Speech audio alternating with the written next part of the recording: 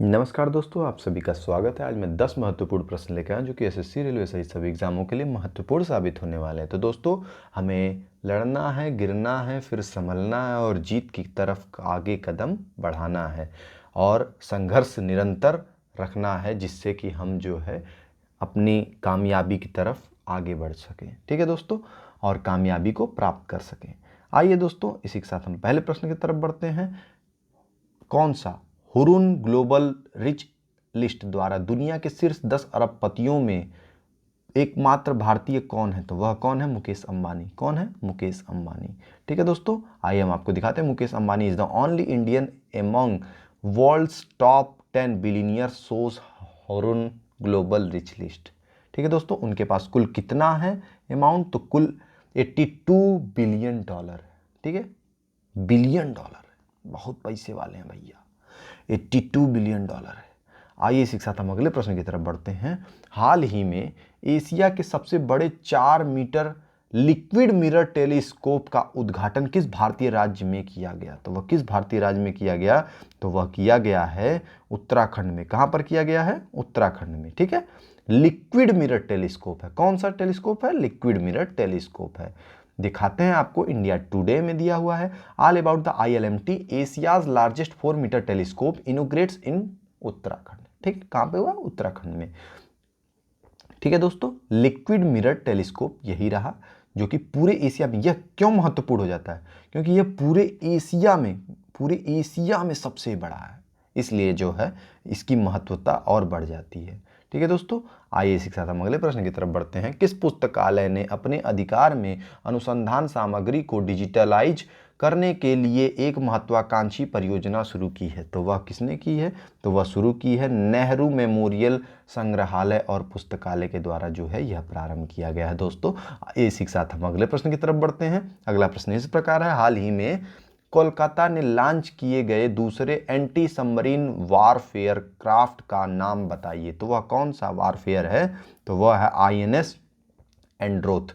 ठीक है, अनुरुद्ध यहाँ पे सही लिखा है, INS अनुरुद्ध। ठीक है, ये INS अनुरुद्ध कैसा दिखता है हम आपको दिखाते हैं। INS अनुरुद्ध यही है जिसका जो है किया है अनावरण। आइए दोस्तों, हम इसी के साथ अगले प्रश्न की तरफ बढ़ते हैं। अगला प्रश्न इस प्रकार दिया हुआ है और बहुत ही महत्वपूर्ण प्रश्न है जो कि देश से जुड़ा हुआ है, देश की आज़ादी से जुड़ा हुआ है, देश के युद्ध से जुड़ा हुआ है और बाकी सारी ऐसी महत्वाकांक्षाएं इसमें सम्मिलित हैं जो कि हमारे देश के गौरव को जो है बढ़ाती है। ठीक है दोस्तों, वह क्या है? 1962 और 1965 के युद्ध में टोही उड़ान भरने वाले किस IAF इंडियन एयरफोर्स अनुभवी विंग कमांडर का हाल ही में निधन हुआ? तो यह जो है किसका हुआ है?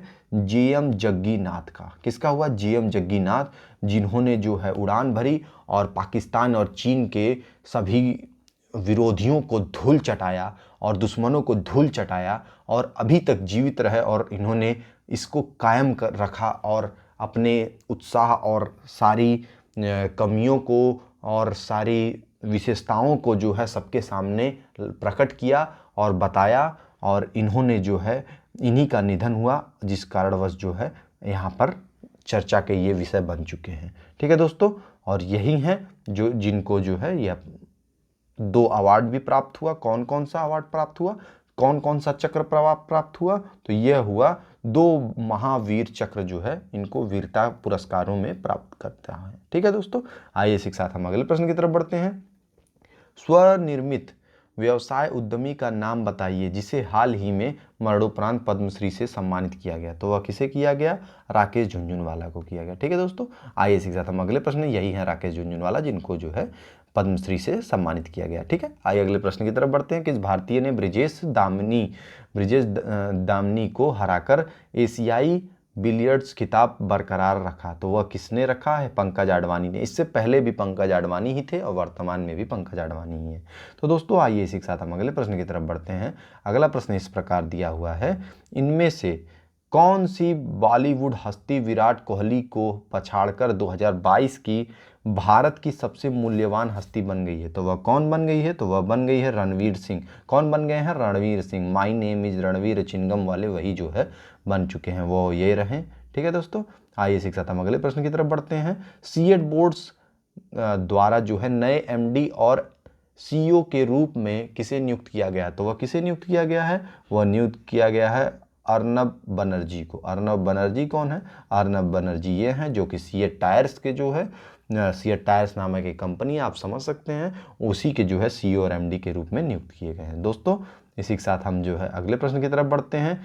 नेपाल के उस क्रिकेटर का नाम बताइए जिसने जो है 2022 क्रिस्टोफर मार्टिन जेनिक्स, ठीक है, कौन सा है, ध्यान रखिएगा, यहाँ पे नज़र फिराइए, Christopher Martin Jenkins spirit of the cricket award जीता। तो किसने जीता है? तो वह जीता है आसिफ शेख ने। ठीक है दोस्तों, इसको चाहे तो आप नोट भी कर सकते हैं, ये आज के बहुत महत्वपूर्ण प्रश्नों में से एक है। ठीक है दोस्तों, इसी के साथ धन्यवाद। इसका देख सकते हैं आप लोग, दैनिक जागरण में भी इसका विवरण दिया हुआ है।